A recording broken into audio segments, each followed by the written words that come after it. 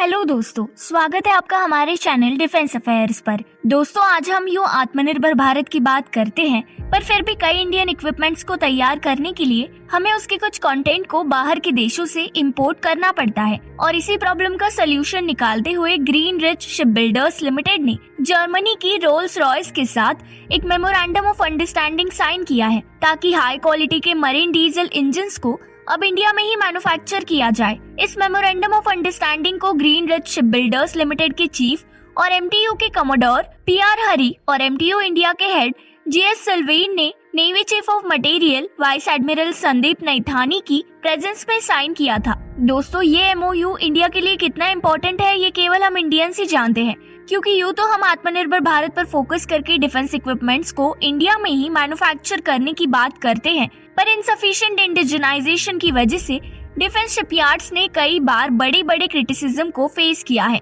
जब भी किसी वॉरशिप को बनाया जाता है तब उसमें 3 इम्पोर्टेंट कंपोनेंट्स होते हैं। पहला है फ्लोट, दूसरा है मूव और तीसरा है फाइट सिस्टम। और इंडिया में केवल फ्लोट कंपोनेंट ही है जिसमें 90% इंडिजनाइज्ड कंटेंट होता है, जिसमें वेसल का हल और सुपर स्ट्रक्चर इंक्लूडेड होते हैं। वही अगर हम मूव कंपोनेंट की बात करें तो इसमें गैस टर्बाइंस, ट्रांसमिशन शैफ्टिंग, प्रोपेलर्स को इंक्लूड किया जाता है और इसमें इंडियन कंटेंट केवल 50% ही होता है। इसी के साथ फाइट सिस्टम में सेंसर्स और वेपन्स को इंक्लूड किया जाता है, जिसमें 25% he made in India content शामिल है। अब इंडियन वॉरशिप्स में इंडियन कंटेंट के परसेंटेज को इंक्रीज करने के लिए जीआरएसई ने ये एमओयू साइन किया है, जिसमें मूव कंपोनेंट यानी इंजन्स और टर्बाइंस को इंडिया में ही बनाया जाएगा। इस अग्रीमेंट के अंडर इंडिया में अब technologically advance MTU S400 marine engines को मैन्युफैक्चर किया जाएगा, जो 746 से लेकर 4300 किलोवाट की एनर्जी जनरेट कर सकते हैं। इसी के साथ इन इंजन्स की खास बात यह है